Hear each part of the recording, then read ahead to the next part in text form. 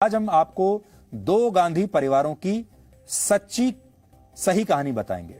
इनमें एक थे महात्मा गांधी, जिन्होंने अपने जीवन में कभी कोई संवैधानिक या सरकारी पद नहीं लिया और आजादी के बाद भी कभी पद और परिवार की राजनीति नहीं की। ये तो महात्मा गांधी थे, जिन्हें फादर ऑफ द नेशन के नाम से, राष्ट्रपिता के नाम से आप सब जानते हैं।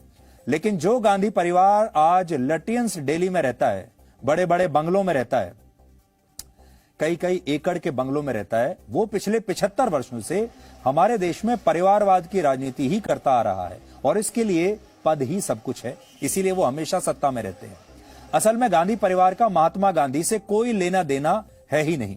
राहुल गांधी ना तो महात्मा गांधी के वंशज हैं और ना ही उनकी विरासत का कहीं दूर दूर तक कोई हिस्सा है।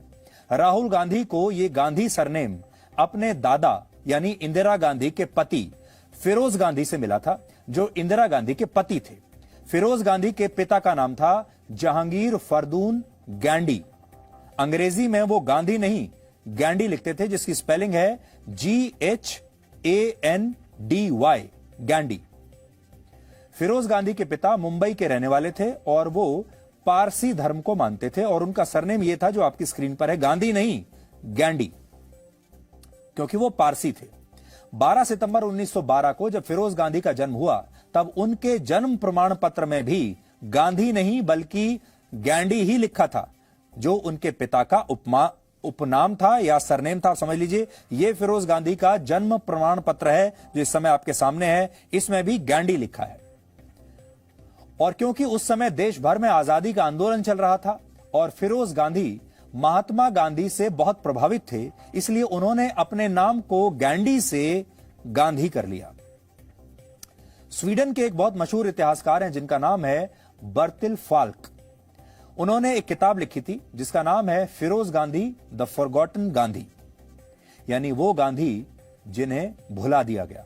इसमें वो बताते हैं कि जब फिरोज गांधी आजादी के आंदोलनों में हिस्सा ले रहे थे, तब कई हिंदी अखबारों ने उनका नाम गांधी लिखने की बजाय गांधी लिखना शुरू कर दिया और इससे फिरोज गांधी का कद बढ़ने लगा। लोगों को लगा ये भी गांधी है, इनका गांधी से कोई ना कोई संबंध होगा, क्योंकि उस समय गांधी नाम में बड़ी ताकत हुआ करती थी महात्मा गांधी की वजह से।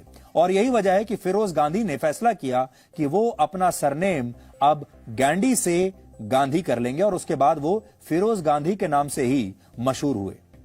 शादी से पहले इंदिरा गांधी का पूरा नाम इंदिरा प्रियदर्शनी था, लेकिन फिरोज गांधी से शादी के बाद उनका नाम हो गया इंदिरा गांधी और यह गांधी सरनेम तब से ही चला आ रहा है।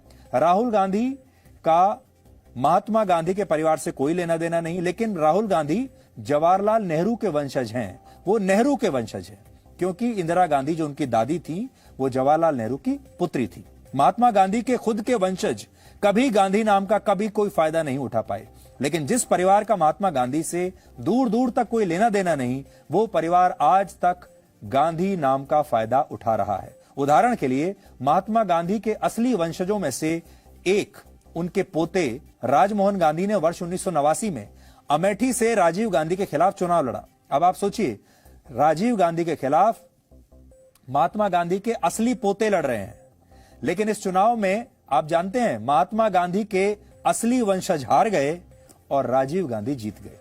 यानी जो उनके नकली वंशज थे वो जीत गए और असली वंशज हार गए। और आज भी अगर आप देखेंगे तो महात्मा गांधी के परिवार का कोई व्यक्ति आपको किसी भी संवैधानिक पद पर कहीं नजर नहीं आएगा। वो आज भी भारत के अलग अलग हिस्सों में कहीं कहीं पर रह रहे हैं, आपको उनके बारे में पता भी नहीं होगा कि वो कहां हैं।